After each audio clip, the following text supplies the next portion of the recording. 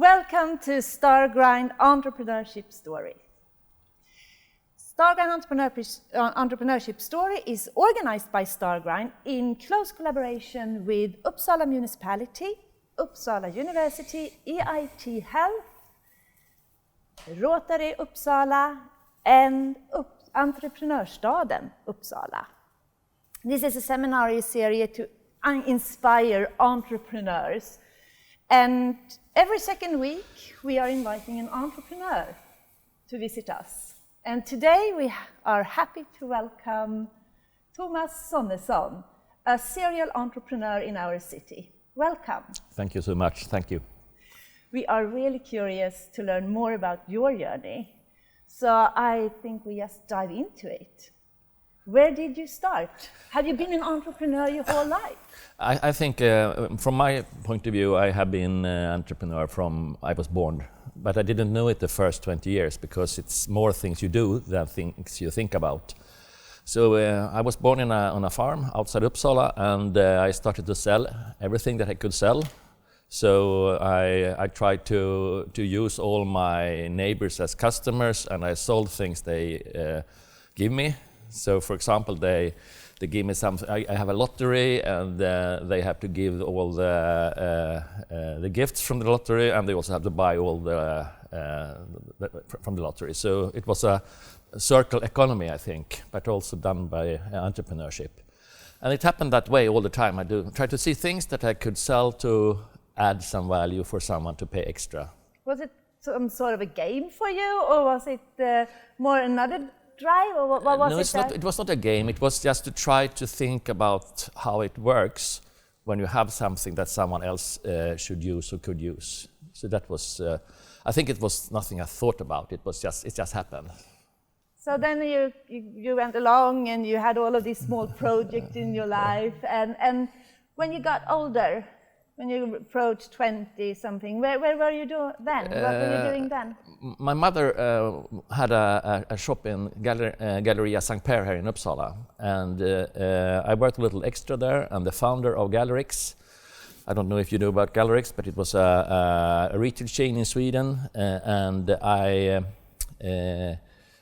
she asked the owner, if the founder, do we need some help? And that's how my journey in Gallerix started. So I started to work backside the cashier desk, helping customers, and at that time I have no idea to be entrepreneur. At that time, in fact, the only thing I heard about entrepreneurship and running your own company was from my father, who was a farmer, and he always complained about it. So I think, and he complained about the weather also, like all farmers do, and yeah. So you're from an entrepreneur mindset family. I think so. Or I know that it is that way. Yeah. It sounds like it. You have a job, and also a farmer is an entrepreneur in one way. Absolutely. He ran his own company. That's right. Yeah. So you got into Gallerix, and you stayed there for a fair amount of years, didn't you? So how did that journey look for you? When I talk with young people now, I said I was there 30 years. They can't even understand that someone can be in the same place in that number of years. But the thing was that I didn't do the same thing. Of course, in the beginning I did almost the same thing, because I was working in the shop in St. Per Galleria for 8 years. But during that time we also started another shop, and I also start to understand that entrepreneurship is in fact something I wanted to do. And during that 8 first years, I also started the first shop in Västerås, where I also was part owner for the first time. So in 1983, a long time ago, I get to home and said, now, mother and father, I'm my own entrepreneur. So that was, in fact, a big step. So entrepreneur is a word I hear a lot, and everybody's talking about it. But what is an entrepreneur for you? When you say you are an entrepreneur, what does it mean for you? For me, entrepreneurship, or to be an entrepreneur, is to find a problem, try to solve it, and get someone to pay for using the thing you sold. And it's the value of everything you can solve is to be an entrepreneur, and the value of a company. So it's if you don't find something that you can produce or do that gives someone else something better than than it was before and pay for it, then you can do it anyway. But then it's more like voluntary things or something. It's when the part when you start to be able to get a revenue in from what you're doing that you're getting to be an entrepreneur. Yeah, even if you're a social entrepreneur, you need to have that circle, because it's more how you use the profit. Yeah. So let's go back to 30 years in one company. It doesn't mean I can't. It has to be a journey within the company also. Absolutely. So you started out helping out in Uppsala in the galleries. Yes. And then eventually you got into Västerås. Could you tell us a little bit, because I know here we have a lot of young people who are, in this journey just about.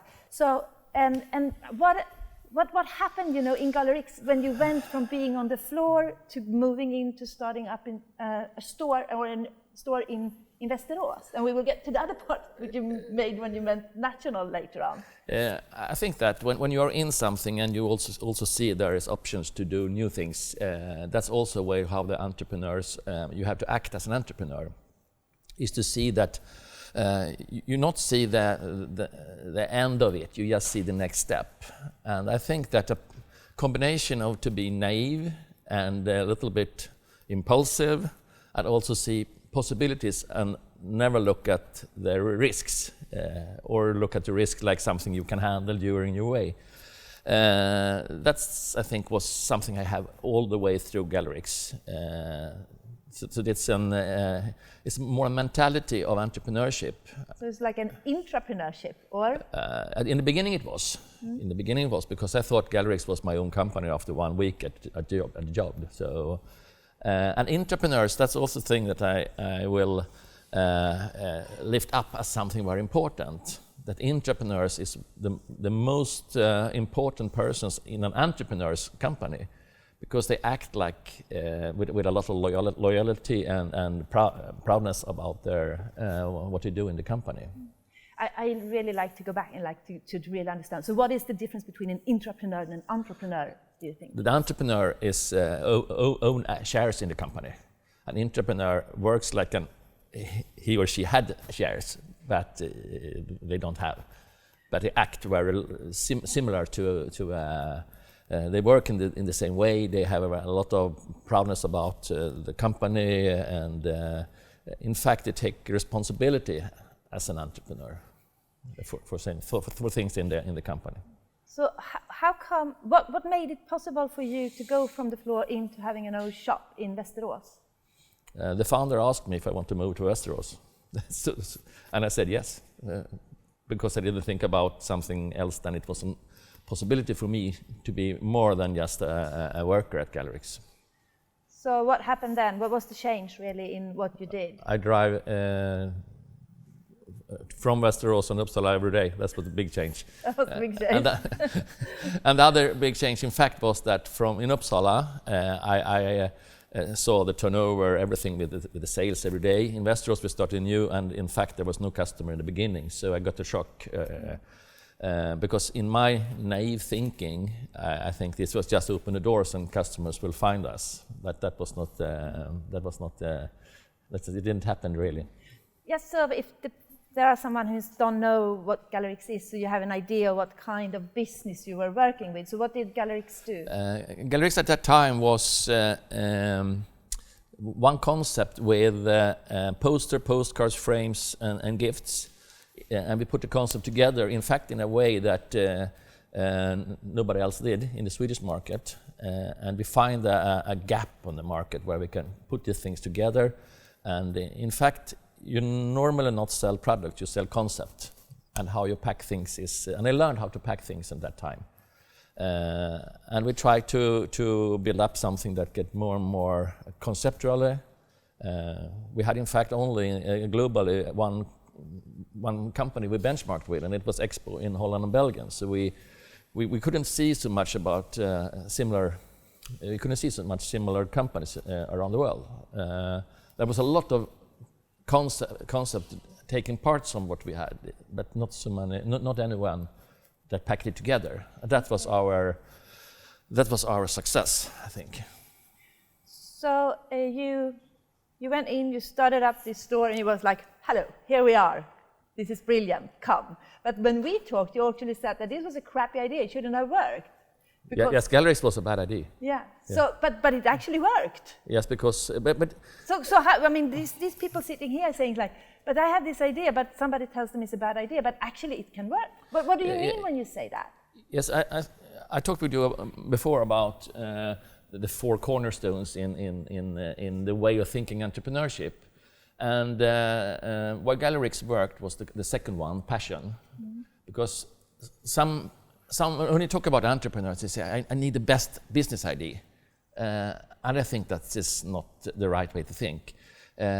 You need to do things that you have passion for, because the business idea can be how great and special, but it is not the most important thing. The most important thing is that you really have passion for what you're doing. And we as owners and the teams, we have a lot of entrepreneurs, everybody was burning for Gallerix. And we shouldn't be successful, but we was, because we was burning so much for it. And we could see the change when we sold the company in 2007, and a company in Finland from the stock market, Timari, bought it, and they bought it, and we lost the passion, and they got an Excel sheet of it instead. And we started to get red figures for the first time on 30 years. So the passion lifted us, and I think it's very common in all entrepreneurship. How do you know if you have passion? Because I meet a lot of young people, but I don't know what I should do. You know what I mean? I don't feel like really, you know, I want to do a business. I want to do, you know, great business. How do you address that? Do you need to have a passion, or where do you start? I mean, shouldn't you start a business if you don't have a passion? But I think if you will be an entrepreneur, you must find something that you like to do. And if you don't like to do it, you just... People said, oh, my passion is to get money for what I'm doing. They'd be never successful in my... Because money is... You cannot have passion for money. Money is the result of passion. So you start with what you like to do, and it starts with your... that you have an idea that you really want to create a way that someone want to buy it or pay for it. And if you do that and like it, then it will be much better than if you just want to do it because you want to profit. So passion is something you feel, you cannot say. So you like it and you invest in it, and suddenly it's more than just liking. I think so, yeah.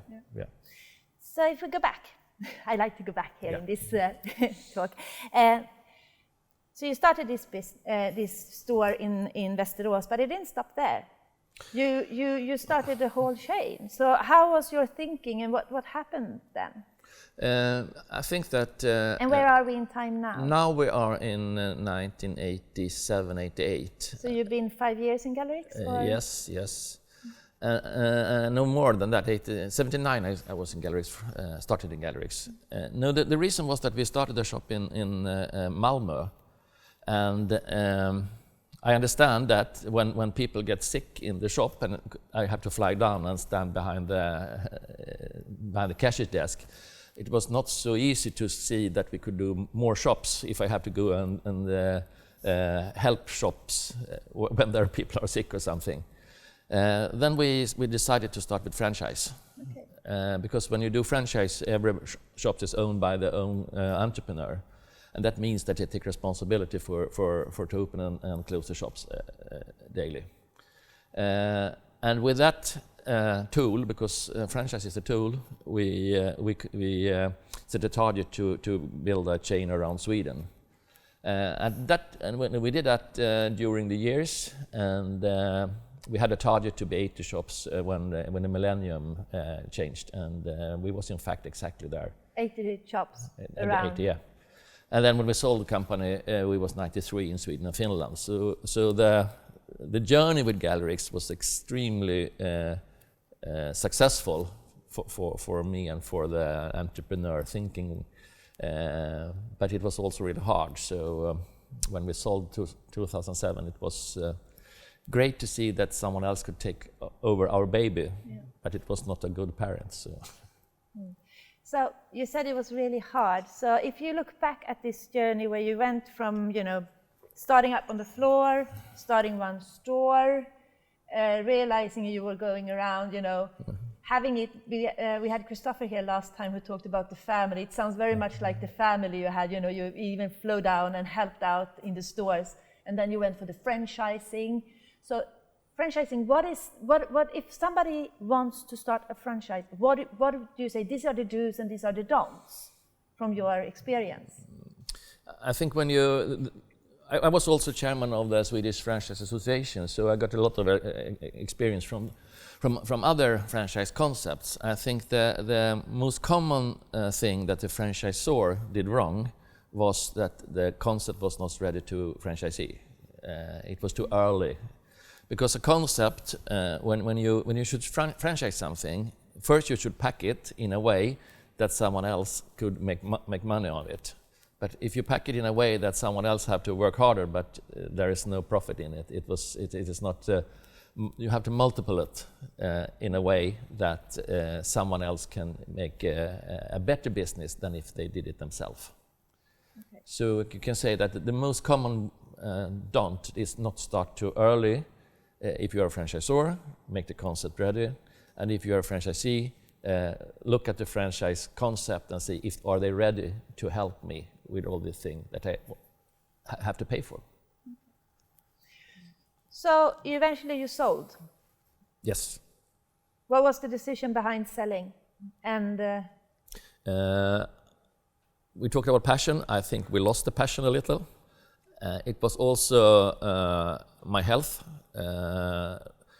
It's not that you work too many hours. It's the pressure, and when the company get bigger, and at that time we also have a very big pressure on the rents from the gallerias.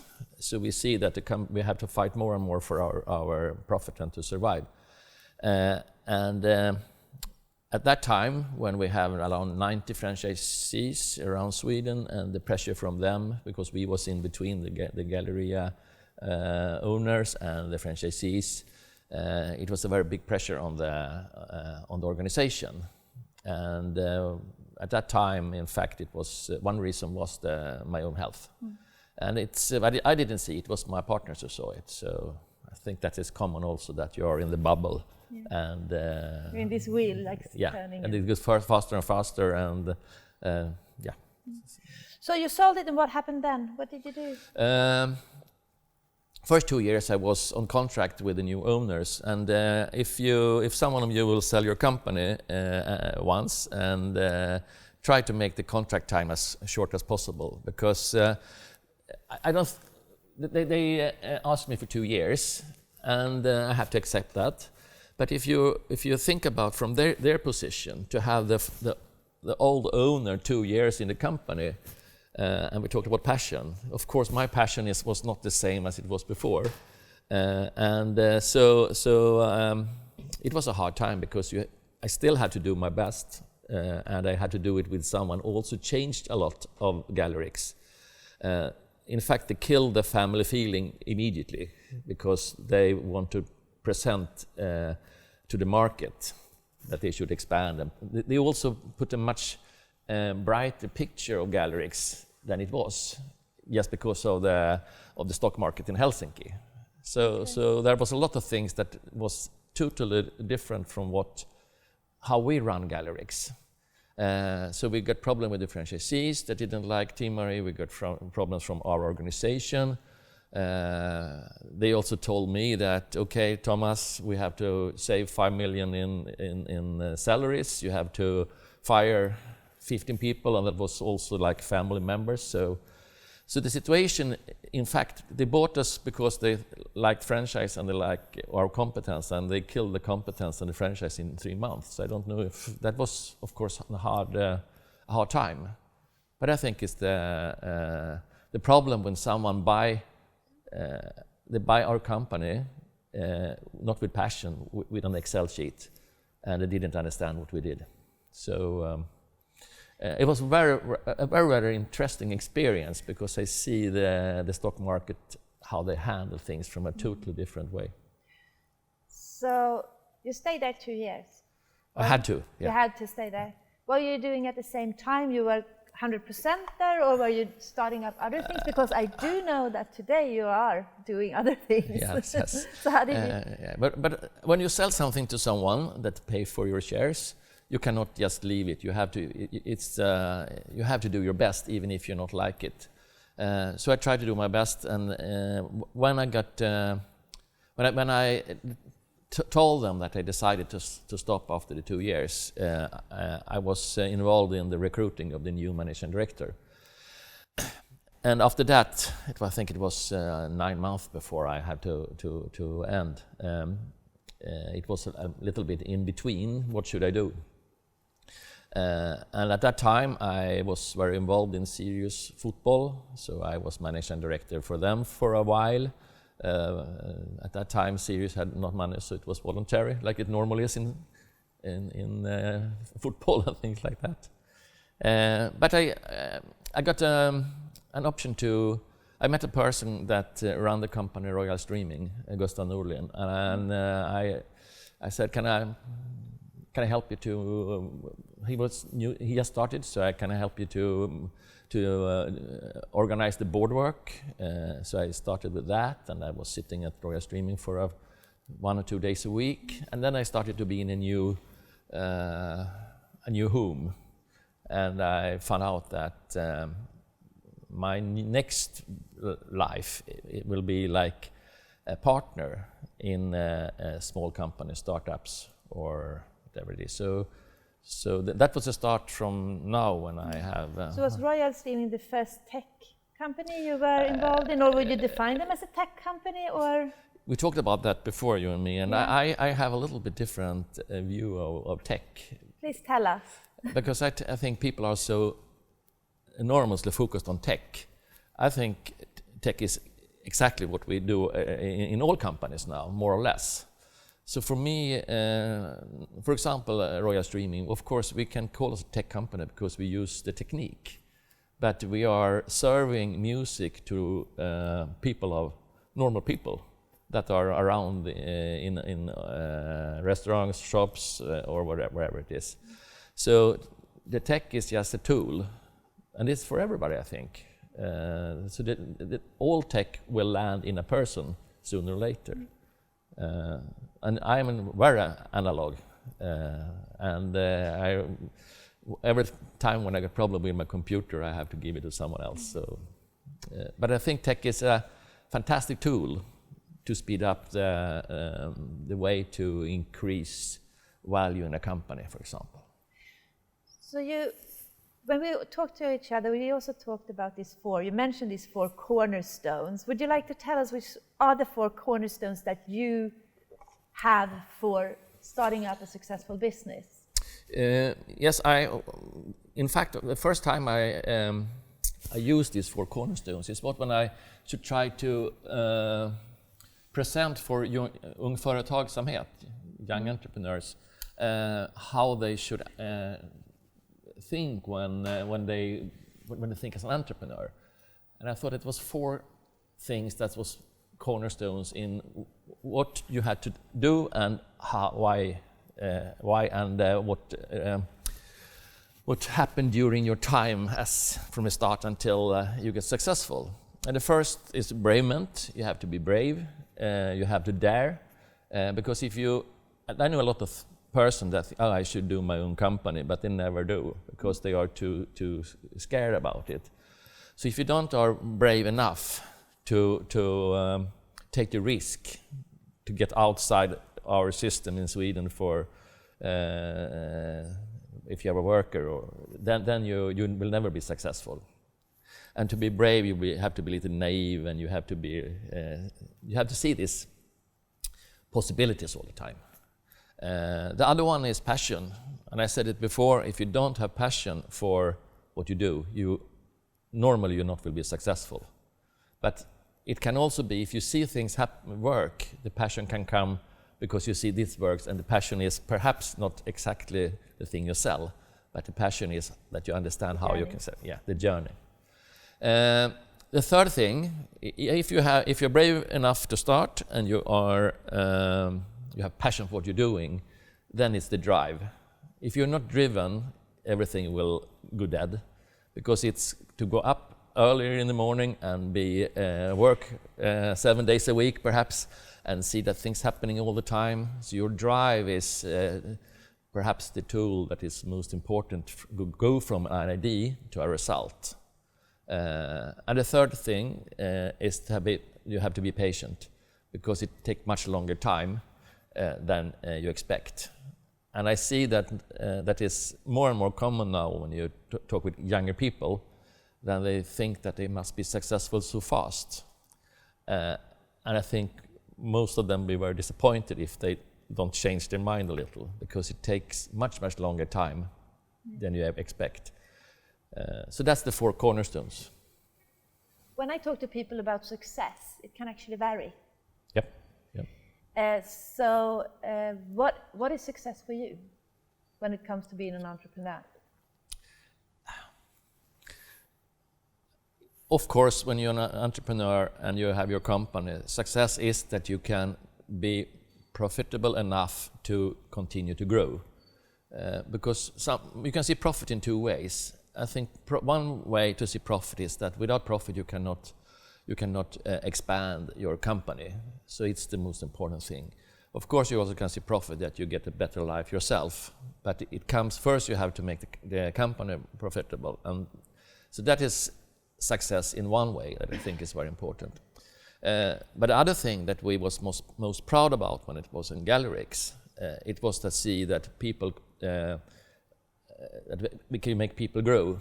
Because if you can help people to grow and develop themselves, it's also very important for the way that you be very proud of your company when you get a lot of people that also are proud of your company. So make people grow is success for me, perhaps even more than the profit. So today you are a serial entrepreneur. You are working with a lot of companies. Yes. Helping a lot of companies getting going. What are you doing today? What is your job today as an entrepreneur? Sitting here. No, I try to. I try to be a mentor. I try to work in boards. I try to be someone, a speaking partner for younger entrepreneurs, or try to take experience from one company to another.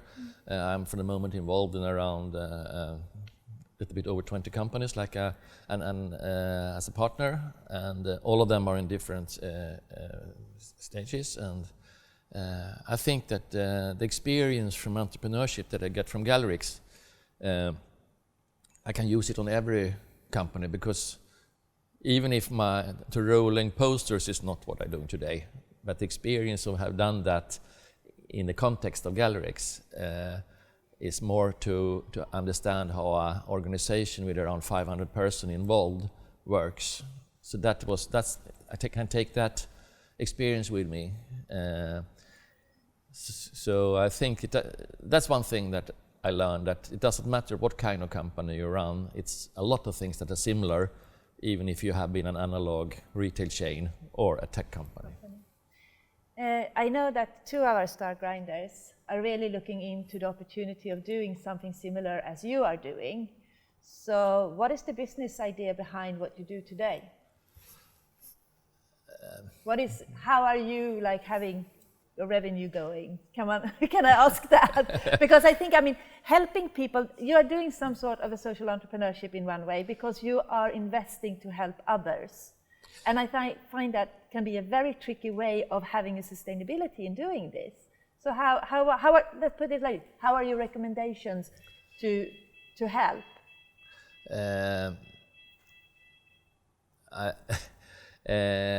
If you are in my situation, I think that the most important thing is that first you have to find people that you want to work with, because it's still a lot of you have to have a good contact, good connection, understand each other. I started my journey outside Gallerix with board work, and at that time I have around 10 or 12 external board membership. So people are actually hiring you to sit in their boards? At that time, it was like a normal consultant work for me in small family-owned companies in Uppsala region.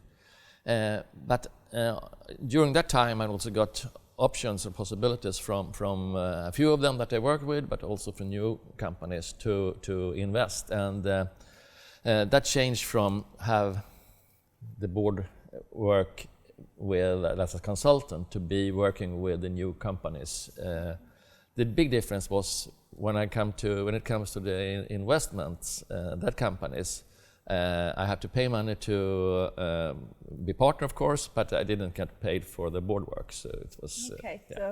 So now I hope that a few more of them can, in fact, also give dividends, so you can get something back from the investment. But I'm patient. It takes a long time. I just said that. Yeah. The fourth one, patience. Patience. Yeah. Yeah. It's 8 o'clock. It's time to open up for questions. Do we have any questions? Moody. Hi, my name is Moody. Thank you for your presentation. So I was wondering, based on your experience of entrepreneurship, what is the function of mentorship in your journey or in anyone's journey to become an entrepreneur? Can you repeat the question so the people on Zoom can also hear? Yes, I got a question about the action of mentorship, you said? Yeah, the function. The function, yeah. Yes, from my point of view, mentorship is to shorten down your experience period. I think if I had a mentor, I didn't have, but when I see that now, when I have a mentorship with younger people, and is to shorten down the period of experience, and it's also to give them my experience or my mistakes, because the most things in my life is mistakes, and people. I think mistakes is the only way to go forward. But if you have a mentor, you can use the mentor's mistakes in your own journey, and with that help, you can do your mistakes you will do yourself will not be so hurtful. They will be more reflected, maybe. Can be also, but I think it's the most important thing is accept that is to have someone that you can hold your hand when you come to problems because as an entrepreneur you always see things that there is not like in school you can have right or wrong. Here is you must try to find new ways that no one have done before, and a mentor can help you perhaps not to solve the problem but find the way to work to solve the problem.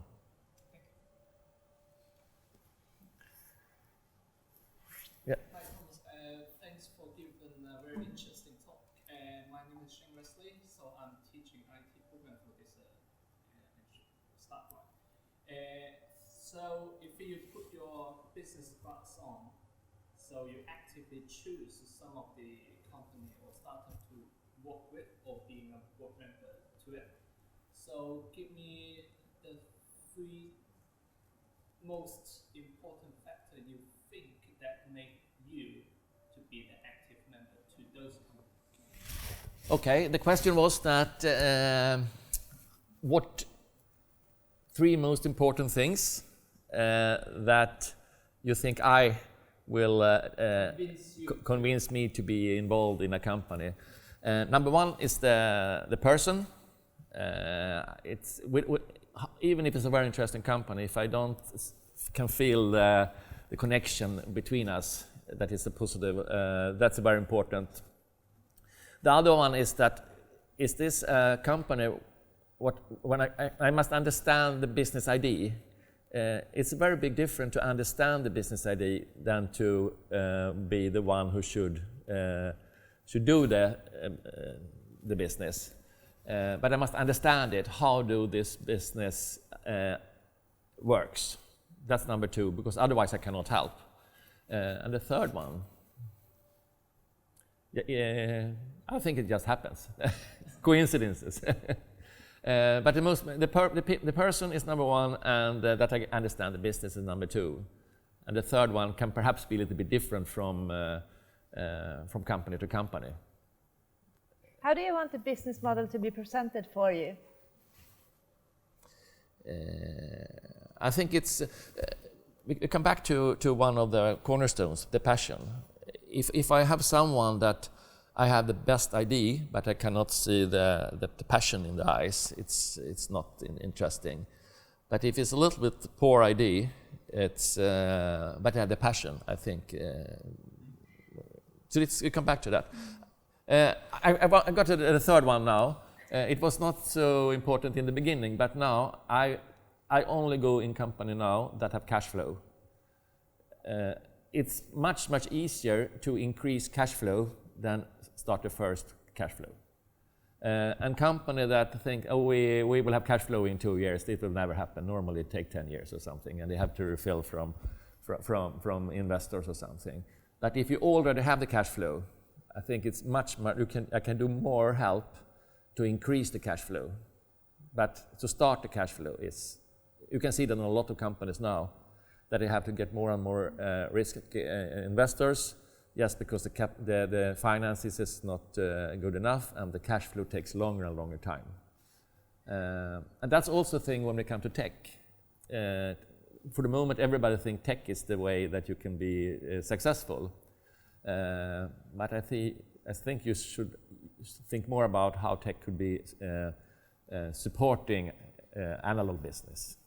Because I think the circle is that it's going to be so much in common. So, yeah. Passion.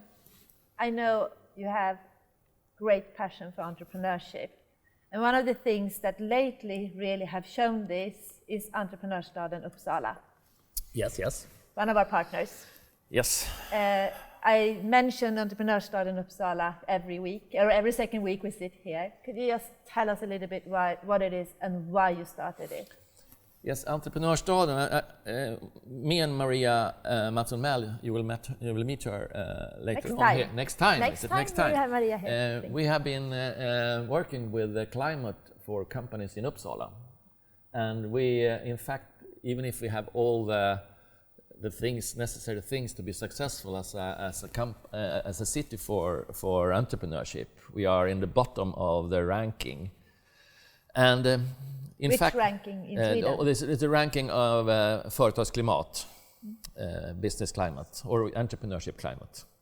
And that's a ranking that they do every year from Svenskt Näringsliv, and we have it's 290 communities in Sweden, and we are number 212. The only positive they have is that we are close to Arlanda, and we have a good university. And from our point of view, from Maria and me, we need to lift up entrepreneurship in a way that our climate be better, and to be inspiring people to be entrepreneurs, and to also inspire the politicians to understand that if they don't have entrepreneurs, they will not have any money to, because all money comes from business. From the business, from the beginning. Yeah. In fact, then there is a lot of other steps. But so, in fact, all the time since I sold Gallerix, I've been working to try to get the climate for entrepreneurship better in Uppsala. But last year we decided to start this Entreprenörstaden Uppsala as a platform, and interview people and try to lift up the entrepreneurship even more. And we call it Entreprenörstaden because everybody say the university city. And we are not competing with the university, we are working together. We see that Uppsala has both entrepreneurs city and university city. And when we went outside the city hall, I think that we are more and more getting to be an entrepreneur city also, because entrepreneur city had a lot of things to when we work together with university, we have the competence and we have the drive from the entrepreneurs. It will be a very, very successful formula. But we need the community and the politicians to help us also, because they are in a situation that they can make it faster or slower. So a place like this, where we have actually all the actors gathered here today, working. We have the municipality in the room, we have the business of Uppsala Rotary representative, Uppsala. We have next coming entrepreneurs. It's perfect. It's perfect. Yeah. But I think that and the university. The university, here. of course. Yeah. And yesterday I have a lunch with Mohammad Hassan, who is the politician that is responsible for small companies. And there is, they want to do this. They want to do the same thing as we. Yeah. But it's a big organization, and it's a lot of things that they have to work with, internal also. So that is our work in Entreprenörstaden. So basically, we all have different roles. We started yesterday. I was in this room when we started Företagslabbet here, the region, the municipality, and Almi, which also is a start of making, opening up the doors for entrepreneurship in our city.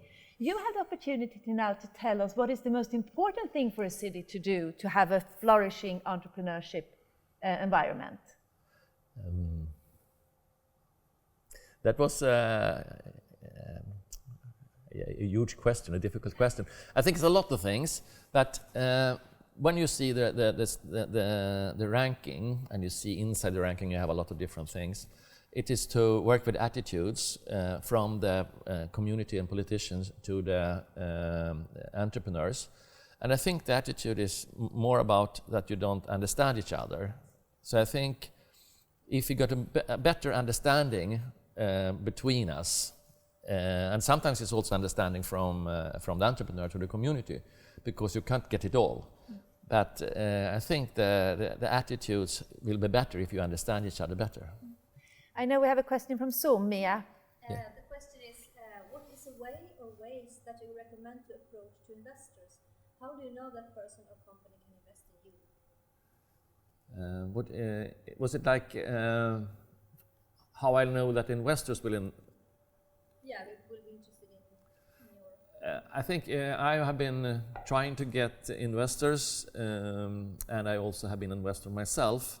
And I think that we come back again to the person you are, the passion, the personality, but also that I think that the presentation, the pitch, or what you can call it, should be understandable.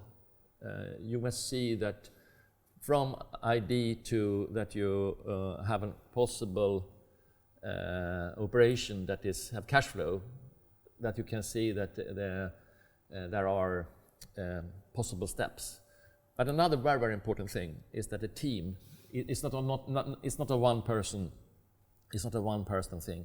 If you don't have a team, I think it's very risky to invest also. So the team and the way from where you are to the target. We can take one more question. Do we have one?